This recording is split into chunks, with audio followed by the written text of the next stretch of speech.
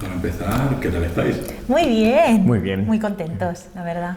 Muy contentos de estar por fin aquí en el Teatro Pavón. Estamos súper felices, sí, mucho.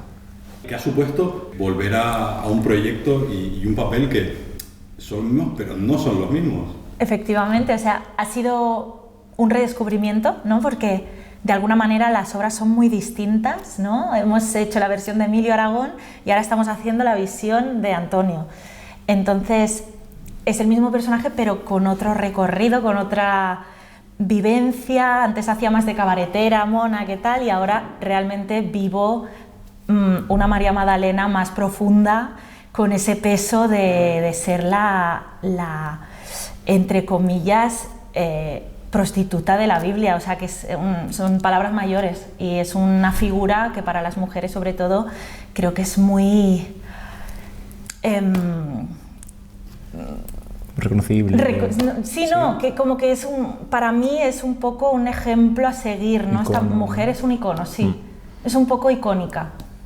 Sí, tiene ese puntito de responsabilidad también, ¿no? Sí, ahora mismo sí, sí. Y en tu caso, Hugo, el entregar aquí, no sé si habías tenido la oportunidad de ver la anterior versión. No la había visto, pero sí leímos el guión antiguo, que el primer día que lo leímos, yo me pongo a pensar en ese día y pienso en lo que hay ahora y digo, es que wow, no tiene nada que ver, o sea, ha cogido como una dimensión, sobre todo, bueno, el personaje de Judas, y en sí la función, ahora tiene como algo oscuro, tiene el conflicto cogido como mucho más presencia y ahora es que es otra función. Es verdad que creo que mantiene como algo de esa esencia de Emilio, pero desde el trabajo de Antonio hemos hecho, por ejemplo, muchísimo trabajo de mesa y ha sido muy interesante, O sea, el encontrar estos personajes desde la visión de Antonio ha sido muy interesante, muy guay.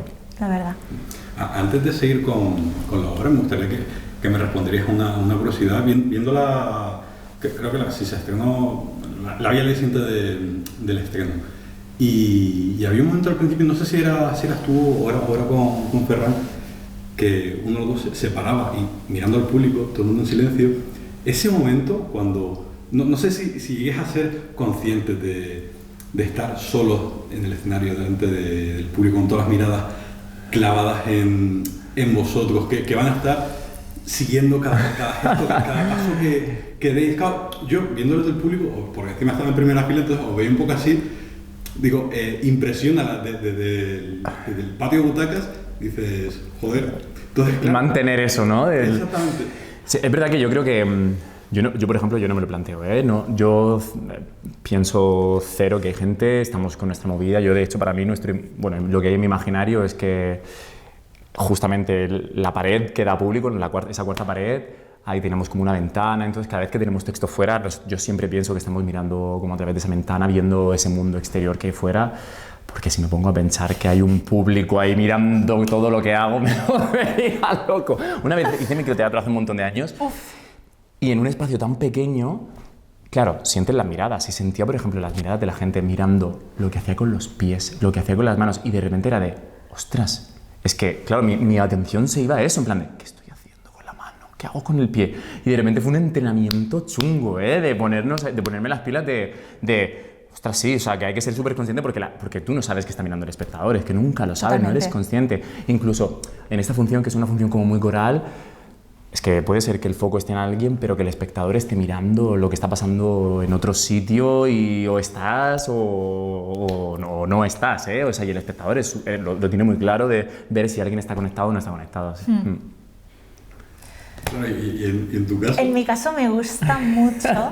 Es que yo soy una persona que le gusta mucho generar cosas a la gente. Es decir, yo quedarme en silencio en un escenario me encanta. O sea, pienso... O sea, el espectador pensará, "Oh, qué mal lo estará pasando". Pero yo estoy pensando, qué mal lo estás pasando tú. Porque no tienes ni idea de qué voy a hacer y estás así.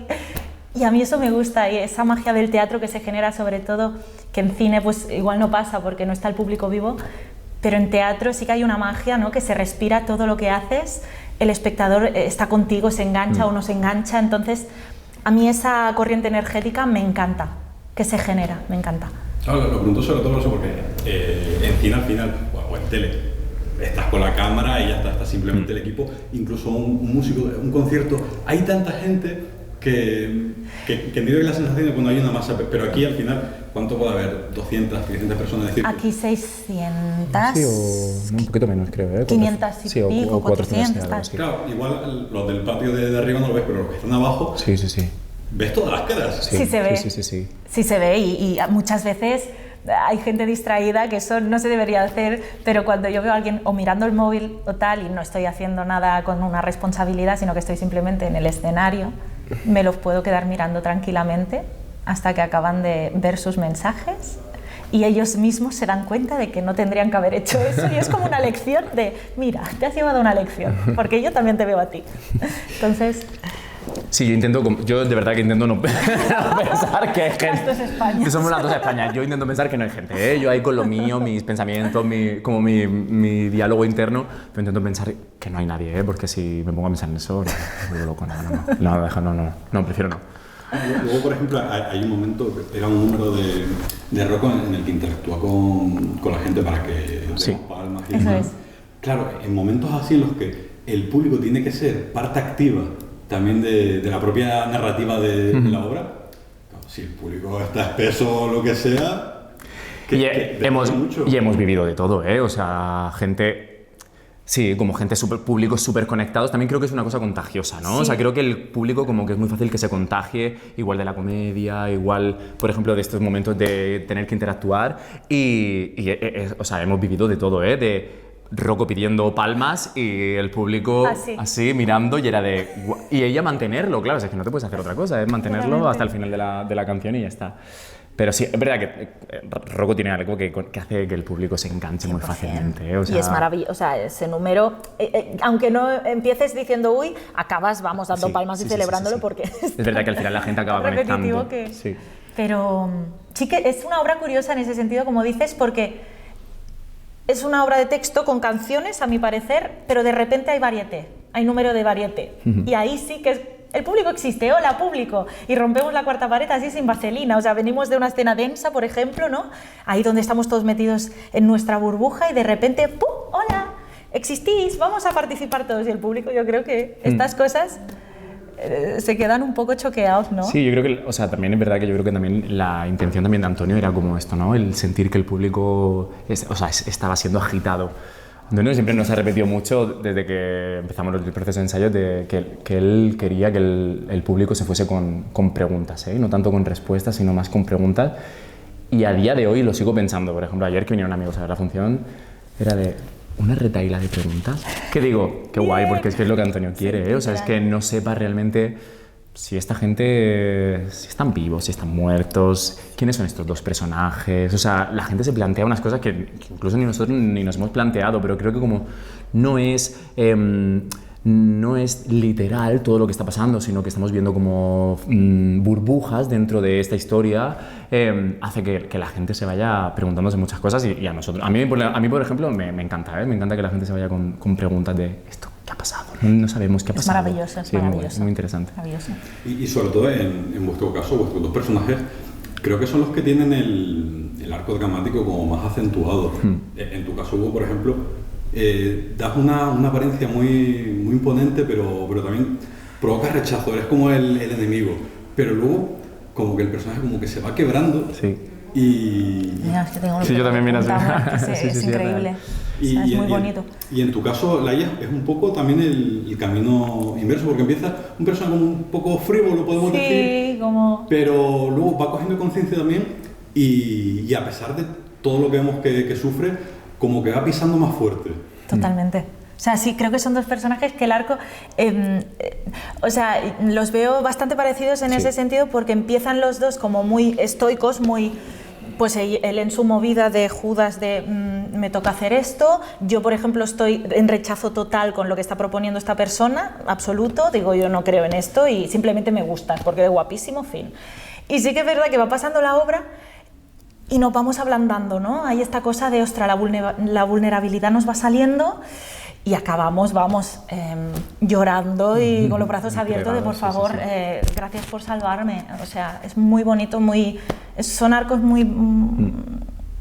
aparte como personas que si vives el proceso, yo salgo de la función como relajada, como ay qué bien, ya está, he confiado en lo que ha dicho este hombre y me voy a mi casa como Laia ya, tranquila, en plan he meditado, he hecho mi meditación diaria. Entonces es muy chulo eso. Sí, o sea... Lo pienso, pero porque o sea, realmente hay algo de esto de... también de lo que vemos también de los seres humanos, ¿no? También en la calle, ¿no? Esta cosa de que más allá de la carcasa que estamos acostumbrados a ver, qué hay dentro de esa gente, ¿no? Y en su soledad, qué es lo que le pasará. Y la mayoría es que son personas vulnerables que pues, tienen sentimientos como... Pues, yo que sé, por ejemplo, algo que representa mucho a Judas es pues eso, la envidia que siente por Jesús, porque no está en ese sitio. Sentir que es la cara de la otra moneda, sentir que tiene que fallar a su amigo a quien quiere, o sea, es como... Claro, es lo que hace sentir, o sea, es como que lo que hace que va quebrando este personaje y al final es lo que le lleva a decir, vale, me toca hacer esto, que es el mensaje que me ha tocado venir a dar. Antonio ha sido como muy insistente con eso de, o sea, Jesús no existiría si no estuviese Judas y Judas no existiría si no estuviese Jesús. Y es real, es la verdad, es que no existiríamos si no estuviese, o sea, no existiría si alguien no hubiese fallado a esta persona, claro. Y lo guay y la putada también es que muchos de esos matices que se van creando, que van poco a poco, se ven lo que comentabas al principio, ella que tenemos el mundo musical, pero por detrás seguís haciendo acting, seguís haciendo cosas. Entonces, claro, hay un momento de que como espectador digo, ¿qué miro? ¿Miro el mundo musical o miro qué está haciendo, por ejemplo, Hugo ahí? Es que todo es interesante, que en esta obra creo que el problema es que todo es interesante y quizá está cantando un personaje que no tiene nada que ver con estas historias y en un rincón está pasando algo, una mirada, un algo... Está lleno de vida este musical, entonces... Ayer leí una entrevista y decían, creo que es un musical que se podría volver a ver, porque creo que encontrarías cosas nuevas dentro de la... Porque somos 12 personas... ¿12? ¿10? 10 personas. Somos 10 personajes en escena y creo que es una función que puedes volver a ver y seguirías encontrando como, mira, qué fuerte, es que sigo viendo esa historia. O sea, creo que se han generado como, sabemos cuáles son nuestros lazos, con quién, qué personajes son con los que conectas, con quién tienes empatía, con quién no. Es muy interesante, que la función está muy viva, o sea, es verdad. Y siguen pasando cosas nuevas y se siguen creando a día de hoy cosas nuevas. Es lo interesante de estar 10 personas encima del escenario durante 2 horas y algo, claro, que es eso.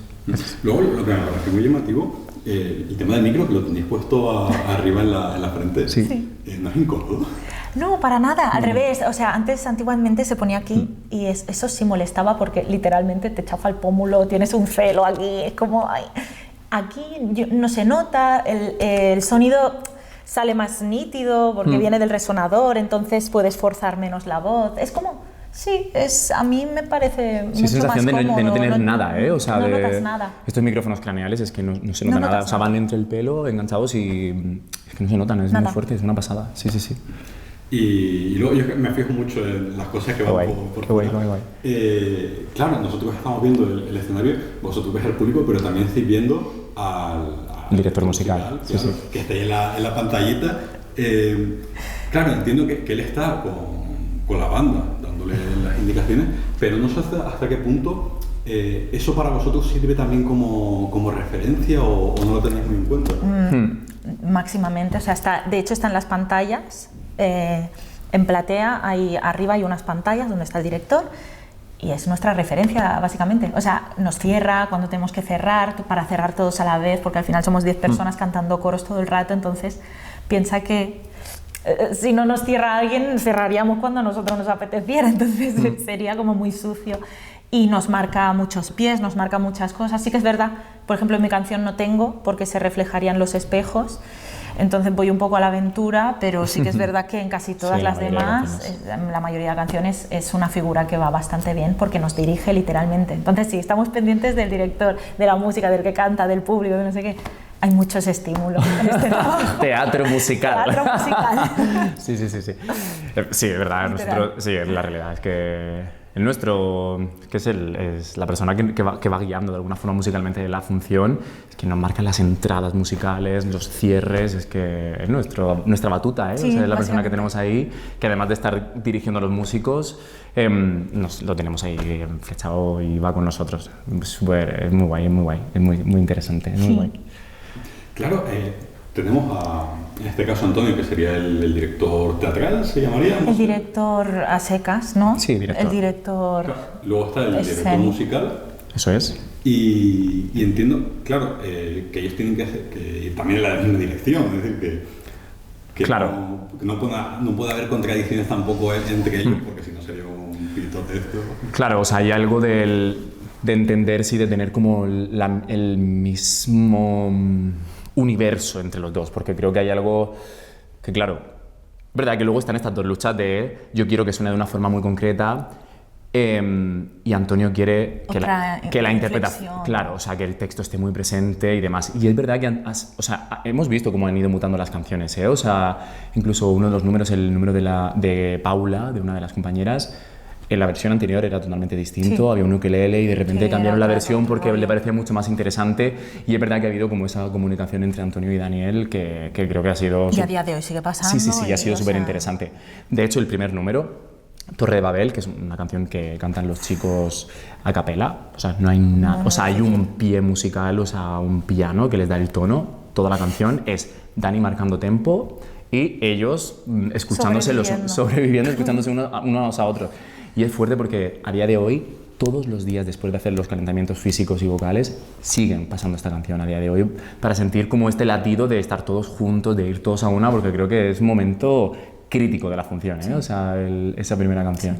Muy heavy, porque desde fuera creo que no es tan impactante como lo que es. Como lo difícil que es, ¿eh? O sea, es un número muy complejo. Sí, mucho. lo valora sobre todo gente músico, nuestros compañeros de profesión. Vocalmente es una función muy compleja, ¿eh? Sí. O sea, yo de hecho te diría que es que la función más compleja que he hecho a nivel musical. O sea, Sí. que está 10 líneas vocales distintas todo el rato. toda la función entera cantando todos los números. O sea, si desafinas, porque tú estás solo en tu voz, entonces Sí. es como un engranaje que tiene que estar todo el rato, Sí. ¿no? Es que es muy heavy, o sea, es que es verdad que yo no he estudiado tanto en mi vida. O sea, es verdad, es fuerte porque estamos acostumbrados a que en los procesos teatrales, o sea, de teatro musical, te vas aprendiendo las voces una vez que empieza el proceso. Aquí era imposible. O sea, teníamos, ¿cuántas canciones? No sé.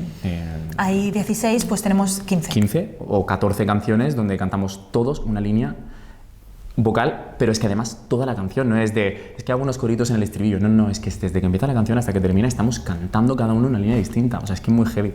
El primer día cuando nos sentamos a hacer el prólogo, o sea, aquello fue de... Sí, estuvimos 3 semanas haciendo el prólogo, o sea, estuvimos 3 semanas montando un número. O sea, había compases de estar una 45 locura. minutos con Una 3 locura. compases.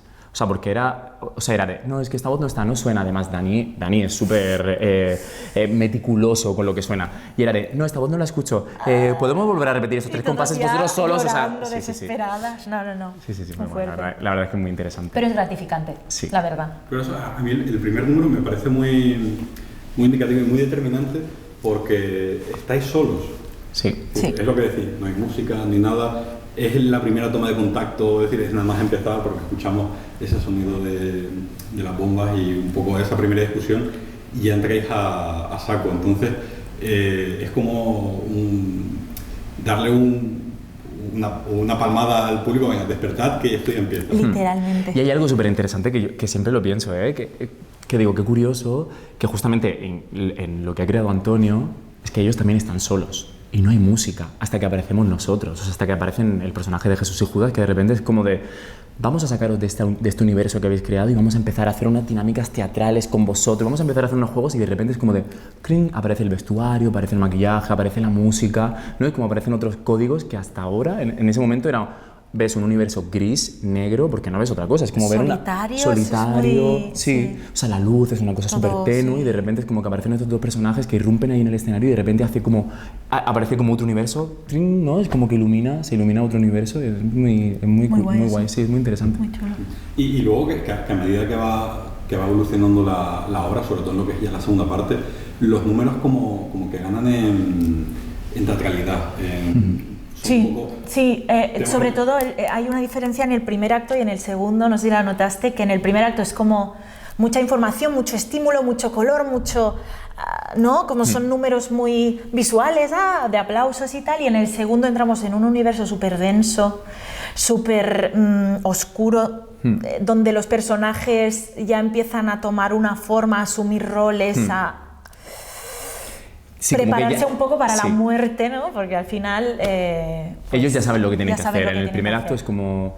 verdad que hay como algo muy diferenciado ya de texto de por sí, que vivimos como... El primer acto son las parábolas, el segundo acto vivimos la pasión. Vivimos la pasión, entonces, es como que ellos en el primer acto entienden todos qué es, hacia dónde tienen que ir, y en el segundo acto ya es como que están dentro, es como ves en muy pocos momentos volver a aparecer al actor, ¿no? Es como que estás viendo durante todo el segundo acto y directamente a los personajes. Ya vemos a María Magdalena, ya nunca vemos a Laia, ya están todos metidos dentro de esa función.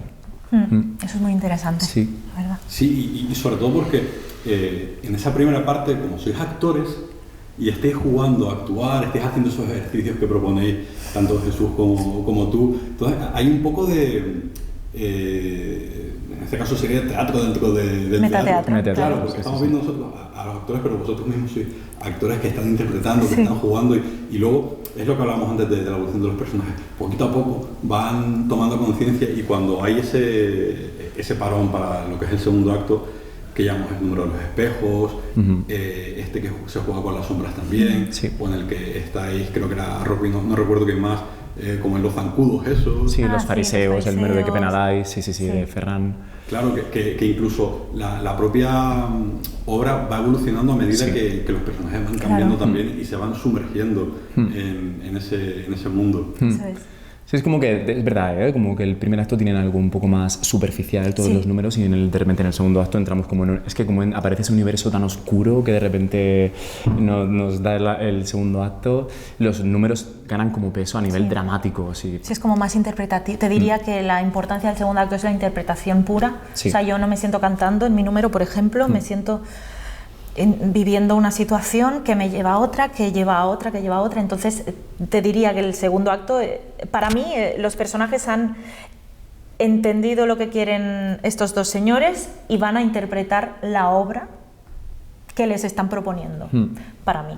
Cada uno que entienda lo que quiera. Entonces, sí, es verdad, sí que es verdad que es como más un acto más de, sobre todo la interpretación es lo primordial, y el primero es eso, más superficial, más juego, más canción, más improvisación, ¿no? Sí, superficial, quitándole como la parte blanca de la palabra, porque es de superficial, tiene poco nada. El primer... Es verdad, estamos aquí. Sí, o sea, que al final, o sea, que tiene que estar, o sea, que realmente es donde se está enseñando, donde se está estamos proponiendo, ¿no? Y donde estamos enseñando la palabra, ¿no? Que realmente, o sea, hay algo súper interesante también del primer acto, pero sí, es verdad que el segundo acto tiene como algo de peso, tiene un ¿no? Peso, tiene una cosa más dramática. Y lo notamos siempre. Sí. Además que el primer acto, el público nos afecta mucho, porque sí que son cosas muy de comedia, que si el público ríe mucho, pues nosotros ya nos enganchamos, y no ríe tanto, nos cuesta un poco más, y el segundo nos da igual porque estamos a nuestra movida absoluta, no necesitamos reacciones. Entonces, sí, tiene esta cosa oscura el segundo acto, incluso es que a nivel de diseño de luz es que es eso, es que de repente es la oscuridad, es que... es muy interesante. Sí, muy interesante. ¿Hay algún número que guste especialmente? Sí. Sí, todos están en el segundo acto, te diría. Me gusta mucho el de los espejos, porque lo vivo, me genera una relación con ellos dos muy interesante. Me gusta mucho el de Rocco, porque creo que también venimos de un momento duro, y me gusta mucho el de Judas, porque la conexión que tengo con este personaje, de repente, pues vengo de un momento que me enfada o me enemisto un poco con él porque se ha portado un poco mal, y ahí le veo la vulnerabilidad otra vez, y como que de repente me genera en el cuerpo algo que me da una pena tremenda verlo así, y sobre todo cómo acaba. Y esos tres te diría que son de mis favoritos. Sí. A mí, siempre lo diré, desde que hicimos la lectura, el tema musical que más me llama la atención es La ciudad más hermosa, el número que tiene Ferran, Jesús. Creo que tiene un mensaje distinto al resto de temas, ¿no? Es como un mensaje que va hacia el exterior, esta cosa de lo que hay ahí fuera y el construir, aunque sea... Y es muy bonita la propuesta que hay en escena, que es construir, aunque sea, intentar construir algo que parece que nunca va a llegar y al final no se termina ni construyendo, ¿no? Que creo que es muy... Sí, es chulo. Es el mensaje de Godspell. Sí, es el mensaje de Godspell. O sea, para mí, si tuviese que resumir en una canción, creo que sería La ciudad más hermosa. El mensaje de Godspell es como construir esa cosa que intentamos construir fuera y que a veces llegamos a alcanzar... una forma concreta, ¿no? Claro, que y que llegamos a alcanzar y a veces no llegamos ni a conseguirlo, pero es que nuestro impulso es siempre llegar a ese sitio, ¿no? A esa ciudad y creo que es la canción para mí que define el musical. Y ya, por terminar fuera ya de lo que es el musical, no sé si os gusta el cine musical cuando se representan musicales en el cine, es decir, películas... Depende. A ver, ¿desarrolla? Depende. Si te has metido en el fregado tú solo. A ver, venga, vamos. Porque hay películas musicales que me gusta mucho la propuesta y me gusta mucho cómo se propone y me parece incluso a veces más interesante que verla en el teatro porque se ven detalles que quizá en el teatro se te escapan porque al final es un escenario muy grande y se pierden cosas.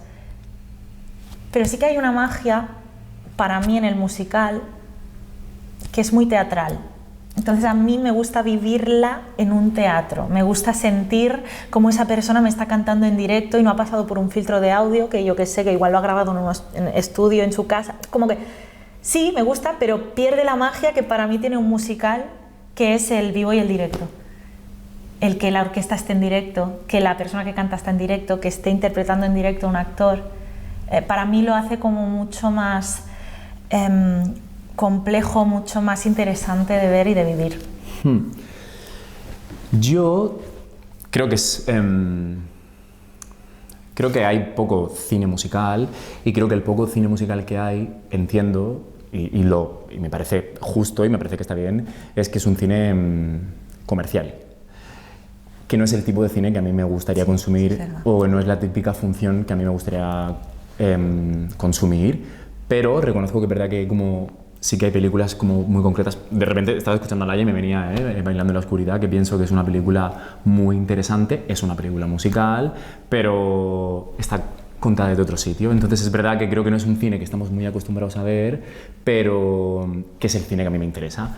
Entonces, me parece maravilloso que haya cine musical y me parece que se tiene que seguir haciendo porque creo que al final estamos como enseñando a la gente que hay otras formas y creo que al final eso nos viene muy bien a nosotros también para que puedan venir a vernos y que puedan conocer pues películas como Godspell, ¿no? Que es un clásico de una peli que muchísima gente, que es muy fuerte, ¿eh? O sea, yo no sabía que era tan sumamente conocido, o sea, realmente creo que la película marcó un antes y un después, pero a mí sí, la respuesta es sí, es súper interesante que haya teatro musical y cine musical en este caso, pero a mí como Hugo me gusta otro tipo de cine, sí. No, yo estoy de acuerdo contigo, Laia, sobre todo porque muchas veces en el cine musical, sobre todo cuando no hay los grandes presupuestos de Hollywood, se nota mucho que las voces están grabadas y el tono, la intención de la voz no termina de concordar con la energía que transmite el cuerpo. Exactamente. Eso es. Los números pueden ser muy espectaculares, pero me falla ese contacto, esa energía con la voz. A mí es que es verdad que hay algo que tiene el teatro, o sea, el latido de un músico tocando en directo, creo que es un latido, y hay algo con lo que a mí me pasa viendo teatro y es que hay algo imperfecto del teatro, que es lo que somos nosotros también en la calle, que creo que nos conecta. El error humaniza y al final, si te rompes en tu canción y no puedes acabar la nota, yo me voy a morir de la emoción. Sí. ¿Me explico? Entonces... Sí, prefiero ver eso antes que ver algo antes como... que ver algo que es hiper correcto, suena perfecto, ha pasado por un autotune. Te diría que el cine musical antiguo, yo que sé, Cabaret, Hello Dolly, estas cosas a mí me gustan porque lo considero como un poco de culto. Entonces...